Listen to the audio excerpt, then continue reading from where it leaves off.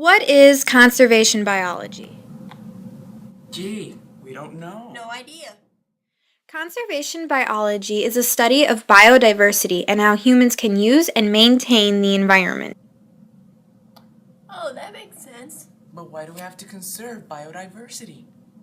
We need to conserve biodiversity because we need the environment to live, and some human actions, as well as natural disasters, are what destroys the ecosystems in the first place, and we want to reverse those negative effects. So how does conservation biology help society?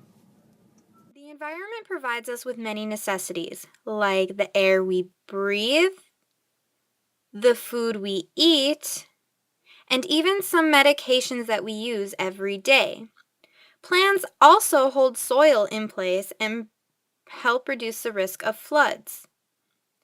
We also get natural resources from the environment that we use every day, like oil. So conservation isn't only good for the animals, but it's also beneficial for us too. And how does it help the environment? Well, that's obvious. We're restoring biodiversity, stopping animals from going extinct, and cleaning up pollutants. In the late 1800s, most countries passed conservative laws to encourage people to start caring for the environment and to do simple things that could save the environment, like to cut down less trees. Are there any negative effects on the environment? Actually, there are. Some areas that are being conserved are turned into wildlife preserves or state parks, which can attract a lot of tourists. People coming into the area can change the way animals react naturally to humans and can sometimes leave their trash behind. It's also possible tourists might bring in invasive species, which could create interspecific competition and drive native species to extinction. One of the ways we try to conserve biodiversity is through ecological restoration, which is actively alternating an area in an effort to try and restore or create a functioning ecosystem. This isn't always done for the right reasons. Sometimes large corporations will buy pieces of land they see as valuable and fix them before there's any damage, or turn them into more desirable environments for humans. Conservation biology is a very controversial subject. Not everyone agrees on where, why, how, or even if we should conserve biodiversity. Some people argue we should conserve because we caused most of the devastation. Others believe we should let the ecosystems take its natural course and fix themselves.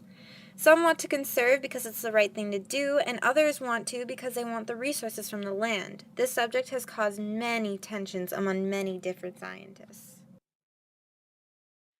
One thing that is agreed on is that certain areas definitely need our help. These areas are called biodiversity hotspots. A biodiversity hotspot is a threatened region that has species found nowhere else and are considered a top priority.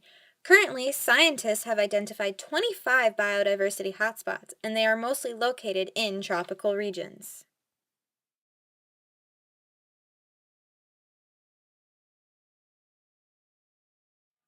What are some ways you can help conserve biodiversity?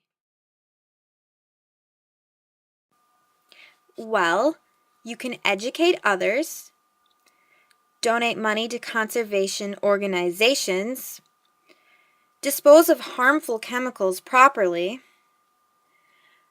buy a hybrid car, and recycle things like plastic, which should not be thrown in the trash. I really hope this video has taught you a lot about conservation biology and has encouraged you to help conserve the environment. Remember, this is our planet too. The ecosystems and biodiversity are a part of how we survive on this planet. And if we want to leave the Earth in good condition for our future generations, we have to take care of it now.